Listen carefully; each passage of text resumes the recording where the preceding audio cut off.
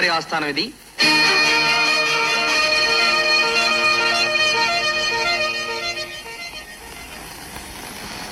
ఈ సంస్థానం పేరు?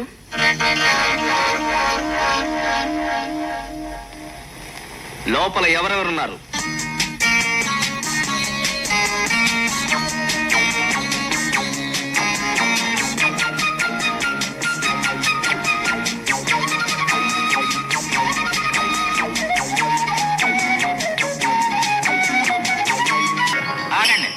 అనుమతి లేనిదే లోపలికి వెళ్ళకూడదు. అనుమతి ఎవరిని అడగాలి? మా ప్రొడక్షన్ మేనేజర్ని. ఎవరాయన?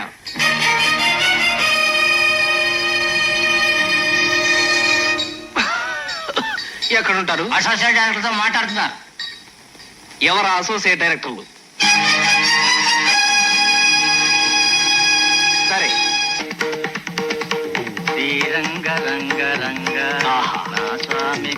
ఇంత మధురంగా పాడుతున్న ఆ గంధర్వులు ఎవరు?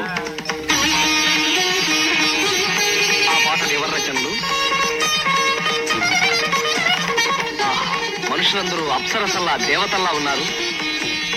ఈ మేకప్ చేసింది ఎవరు? ఈ అంశాలన్నింటినీ ఇంత కనుల పండుగగా ఎడిట్ చేస్తున్న ఆ ఎడిటర్ ఎవరు? ఇంటింటి రామాయ్. నాకే సంగీతం వచ్చేస్తుంది. ఎవరు ఆ సంగీత దర్శకులు? ఇంత అందంగా తీసిన ఆ కెమెరామెన్ ఎవరు? చిత్రం విచిత్రం జరగడానికి మూలకారకులు ఎవరు? ఏమిటి పిచ్చి డైరెక్షన్? ఎవడా డైరెక్టర్?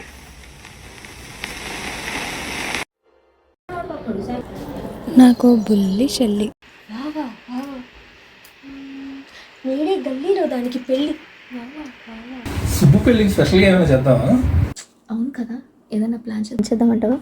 నేను పాట రాయనా? ఏం చెప్పావురా? అసలు పాట ఎలా ఉండాలంటే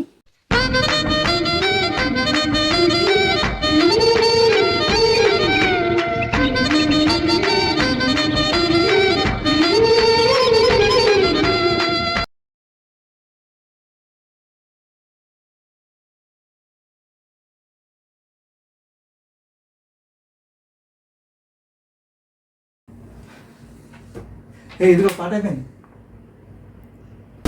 ఆరంభికలామా?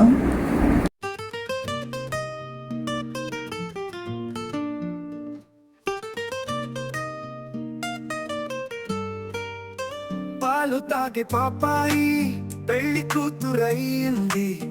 పవనమెట్ట తాకిందో పిల్ల పడిపోయింది. అమ్మ నాన్న మాటలు తప్ప అన్యమెరుగని అమ్మాయి. ఇన్స్టాగ్రామ్ రీల్స్ లోకం ఇంటి లోపల పుచ్చాయి. పాలు తాగే పాపాయి పెళ్లి కూతురయింది. పవనమెట్ట తాకిందో పిల్ల పడిపోయింది.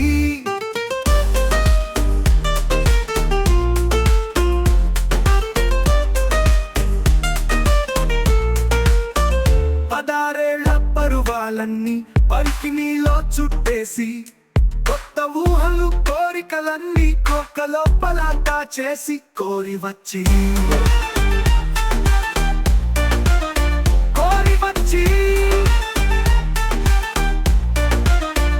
కౌగిలించే కొత్త గాలుల తాకిడికి పులకరించి, ఎదను పంచి ప్రేమలో బలం మునిగింది. పాలు తాగే పాపాయి పెళ్లి కూతురయింది. పవనమెక్క తాకిందో పిల్ల పడిపోయింది. పిల్లగాడు మస్తుంటాడు, టాపులోకి వస్తుంటాడు, సుడిగాలై చుట్టేస్తాడు, ఊపిరందని అడు. పెళ్లి ముహూర్తం